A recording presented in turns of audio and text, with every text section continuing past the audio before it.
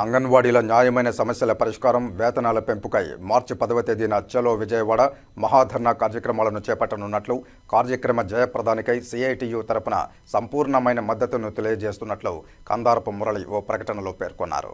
ప్రభుత్వం అంగన్వాడీ యూనియన్లతో చేసుకున్నటువంటి ఒప్పందం, అంగన్వాడీ సిబ్బందితో చేసుకున్నటువంటి ఒప్పందాన్ని కూడా అమలు చేయకుండా అధికారులు అంగన్వాడీ సిబ్బందికి మధ్య కుదిరినటువంటి ఒప్పందం అది. ఏదో వైసీపీ నాయకులు ఇంకొకరో చేసుకున్నటువంటిది కాదు. ఆ ఒప్పందాలు అమలు చేయాలని చెప్పి తెలుగుదేశం పార్టీ నాయకులు కూడా డిమాండ్ చేశారు.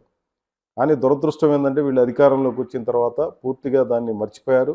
ఇది సరైనటువంటిది కాదు అని చెప్పి అనేక సందర్భాల్లో మేము చెప్తున్నాం. అంగన్వాడీ కార్మికులు చేపట్టినటువంటి పోరాటాలు సమస్య పరిష్కారానికి దోహదపడతాయని చెప్పి మేము భావించాము.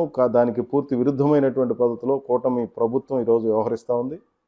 కూటమి ప్రభుత్వం అధికారంలోకి వచ్చింది కదా, మాకు మరింత మెరుగైనటువంటి పరిస్థితులు ఉంటాయని చెప్పి అంగన్వాడీ సిబ్బంది భావించారు. దురదృష్టం ఏమంటే ఇంతవరకు వాళ్ళ సమస్యలను పట్టించుకోలేదు. ఈ నేపథ్యంలో ఈ నెల 10వ తేదీన చలో విజయవాడ కార్యక్రమానికి అంగన్వాడీ యూనియన్లన్నీ పిలుపునిచ్చాయి.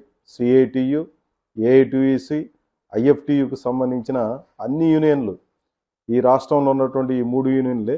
ఈ 3 యూనియన్లు పిలిపిచ్చాయంటే రాష్ట్రంలో ఉన్నటువంటి దాదాపు అంగన్వాడీ వ్యవస్థ మొత్తం, ఐసిడిఎస్ వ్యవస్థ మొత్తం స్తంభించిపోతుంది. ఆ విషయం గత 42 రోజుల పోరాటం సందర్భంగా కూడా మనకందరికి కూడా తెలుసు.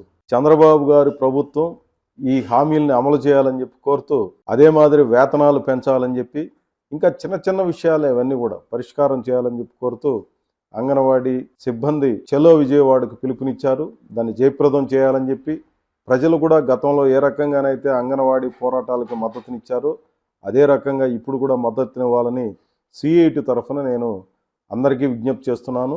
వేలాదిగా తరలి రావాలని అంగన్వాడీ సిబ్బందికి విజ్ఞప్తి చేస్తున్నాను.